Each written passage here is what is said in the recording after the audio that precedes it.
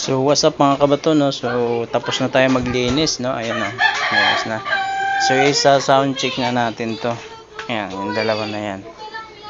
Sound check natin. So bago natin i-sound check yan, tuturuan ko muna kayo ng mga connections. Medyo magulo nga lang to, no? So ito yung tuturo ko sa inyo yung paano yung link ng integrated na ampli patungo sa power amp. So ito yung integrated ampli natin, yan. Tapos ito yung power amp natin, si A40. So punta tayo dito sa link. Link niya is channel A link, then channel B link. Yan, o, kita nyo.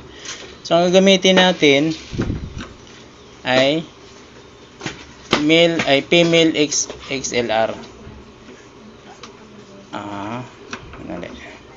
Ang dulo niyan mga kabato is RCA. Ito, para yan dito sa input. Saksak nyo din sa input mismo ng ampli nyo. Ngayon yung channel B naman, XLR female, ang dulo niyan RCA ulit, isaksak nyo ulit dito sa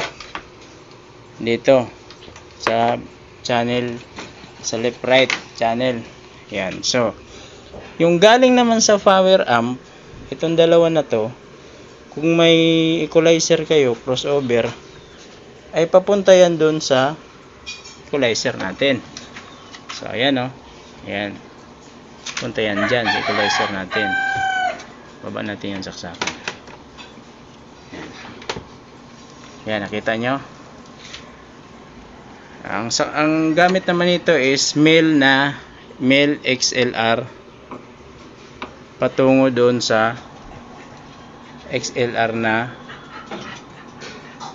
dito sa output ng equalizer. Tapos yung input ng equalizer naman pupunta siya doon sa dito sa mixer niyo kung mayroon kayong mixer, no. So yun lang. So ang ginawa kong base yung dalawa. Yan. Ito yun, nakagawa ko ng base yan. So sound check na natin yung yan na. Gamitin natin yung pakbongbong, no, kasi medyo